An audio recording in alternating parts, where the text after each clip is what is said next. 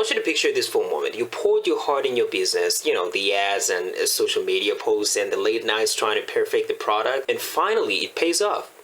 Customers start rolling in, and now you start believing that, okay, this is a real thing. I mean, people are demanding it, and they're really excited by it. And the first buyers are, excited, and some of them are even dazzled by what you created. But then 30 days goes by, and suddenly radio silence, like nothing happened. You don't hear anything from them anymore. That's when you realize that you've hit the harsh reality of business. And that is nearly 80% of your customers, they disappear after month one. Nearly 80% of them. That means after 1 month, you don't hear about them anymore. There's no second purchase, there's no second chance.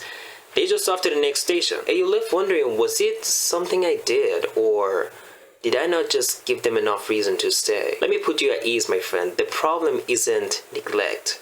It's invisibility. Customers don't walk away from brands because they don't care. They walk away because they forget. Because in the world of endless noises and distraction, you're not only competing with other businesses, you're competing with everything that pulls your customers' attention away. So the real question is, what if you can turn one-time transactions into a lasting relationships? What if your brand wasn't just seen, but remembered? That's the question that you need to be asking. You see, the code was cracked a long time ago, but not everybody knows about it. And the secret isn't flashy discount or the guilt-driven emails like "we miss you." It's none of those things. It's a strategic and systematic loyalty. Programs that are genuinely created and built to reward your customer and create connection between you and them. And the best part is that you can start building that kind of loyalty right here, right now, today. You don't need a big team, you don't need a big budget. You can build it right here, right now. You just need to have a real framework that will guide you through it. Here's how you can turn your ghost list into super fan in 2 simple steps. Step number 1, map the journey from first date to forever. You see, most businesses treat the first purchase like, one night stand. Like,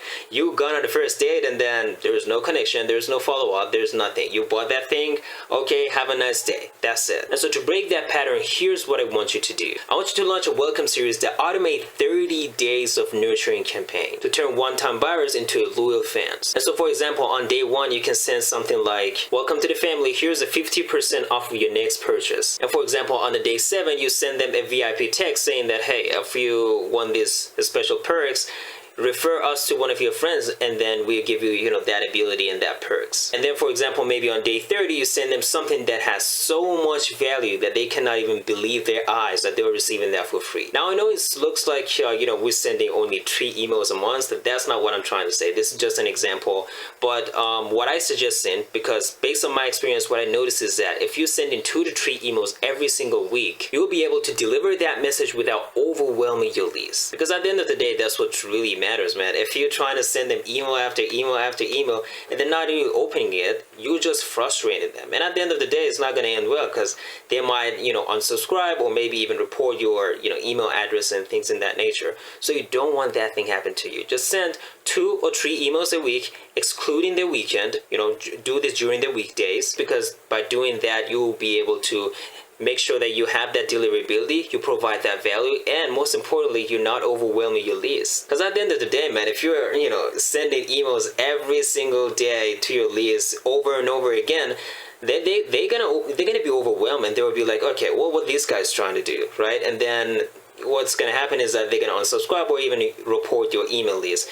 And trust me, you don't want that thing happen to you. So yeah, just try your best to send at least 2 or 3 emails a week, and make sure that it is during weekdays, and you're good to go. The goal here isn't just another sale. It's building the habit of hearing from you regularly and keeping your business or your brand top of mind. Step number 2, surprise them off script. Now, I don't know if you encountered this before, but most loyalty programs really feel like cold and robotic. I mean, I've been in one of those before, and it feels like you're just talking to the robot or a machine. There's no heart, there's no human touch, and you can feel it yourself that you're just part of this big, ginormous system that is meant to just milk you as much as they possibly can. And trust me, doesn't matter how good your business is, if it feels like they're not talking to the human being, then you can't go that far, man, because people are into people's business, not in the business itself. They're into the people and the person behind that business. Therefore, the best way to counter that robotic system is to do a random act of loyalty every now and then. Or, you slip handwritten notes